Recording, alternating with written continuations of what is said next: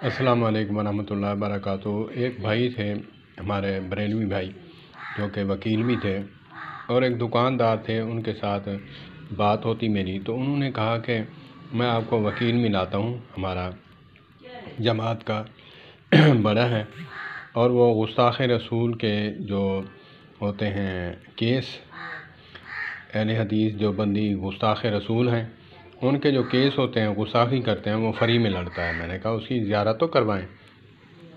مجھے وہ ملا، انہوں نے کہا کہ جی آپ کون ہیں؟ میں نے کہا میں الحمدللہ اہل حدیث ہوں۔ کہا کہ جی اچھا ماشاءاللہ۔ تو انہوں نے مجھے ایک کتاب دی، جاء الحق، مولانا نعیم مراد آبادی، شاید مجھے مسٹیک ہو، میرے بریلوی بھائی میری توصیح فرما دیں۔ تو انہوں نے جاء الحق کتاب لکھی، اور یہ جواب میرے خیال میں علماء اہل حدیث، علماء دیوبند کے جواب میں لکھی ہے، کوئی کتاب تھی تو اس کا جو ہے جواب لکھا ہے۔ تو اس میں ایک مسئلہ میں نے پڑھا، اردو میں تھی، تو اس میں مسئلہ پڑھا کہ ایک صحابی تھے نبی پاک صلی اللہ علیہ وآلہ وسلم کے، تو آقا علیہ الصلوۃ والسلام کے پیچھے نماز پڑھتے، پھر اپنے جو ہے علاقہ میں، گاؤں میں، دیہات میں جا کر وہاں ان کو بھی نماز پڑھاتے۔ کہا کہ جی یہ مسئلہ یہ ہے کہ ہم اس پر عمل نہیں کر سکتے، کیونکہ وہ نبی پاک صلی اللہ علیہ وآلہ وسلم کو بتا کر یہ کرتا عمل، یا کہ اس نے بتایا نہیں، یہ کوئی تصدیق نہیں ہے۔ تو اس نے ایسا لکھا۔ تو میں مؤدبانہ گزارش کروں گا کہ صحابی رسول صلی اللہ تبارک و تعالیٰ علیہ وآلہ وسلم، تقوی کے پہاڑ انسان، متبع سنت انسان، ایسا ہرگز نہیں کر سکتا کہ جو عمل خود کرتا رہے اور نبی پاک صلی اللہ علیہ وآلہ وسلم سے تصدیق نہ کروائے۔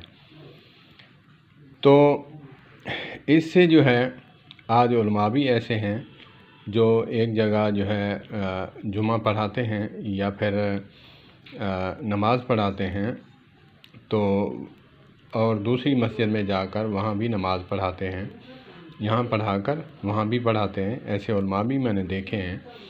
لیکن یہ مسئلہ لکھنا کہ صحابی رسول نے تصدیق نہیں کروائی، وہ اپنے آپ سے ہی یہ مسئلہ کرتا رہا، تو اس پر عمل کرنا ہمارے لیے صحیح نہیں ہے۔ تو میں مؤدبانہ گزارش کروں گا کہ میرے مولانا مفتی حنیف قریشی صاحب اور میرے مولانا عبدالحمید چشتی صاحب، جو کہ بریلوی عالم ہیں، اور اگرچہ برائے کرم اس کا جواب مجھے دے دیں کہ اس میں انہوں نے کیا لکھا۔ میں اس کی مراد کو میں تنقید نہیں کر رہا، میں صرف اصلاح کرنا چاہ رہا ہوں اپنی، کہ میں یہ بات کہیں اور جگہ کروں تاکہ مجھے جو ہے اچھی بات پھیلانے میں مجھے ثواب ملے، نہ کہ اس میں گناہ جھیلتا رہوں۔ اللہ پاک ہماری اصلاح فرمائے۔ تو میں نے ان وکیل صاحب سے کہا کہ بھائی بات یہ ہے کہ آپ فری کیس لڑتے ہیں گستاخیوں کے، تو مجھے یہ بتائیں کہ کون سی گستاخی کی ہے انہوں نے۔ کہا کہ جی خانقاہ بہاولپور سے درمیان میں ہے خانقاہ شریف، وہاں پہ ہمارا کانفرنس کا جو اشتہار ہے، پینافلیکس ہے، وہ لگا ہوا تھا۔ تو انہوں نے جو ہے یا رسول اللہ صلی اللہ علیہ وآلہ وسلم کانفرنس کا عنوان تھا، اس کو جو ہے لڑکوں نے جو ہے اس کی گستاخی کی ہے، اس کو کنکر مارے ہیں، اس کو مٹیاں ماری ہیں، اور کچھ بھی کیا، نعوذ باللہ من ظالم۔ تو میں نے ان کو مؤدبانہ گزارش کی، میں نے کہا کہ حضرت میں بحث نہیں کرنے آیا، لیکن میں گزارش کروں گا کہ دونوں طرف سے باتیں ہیں۔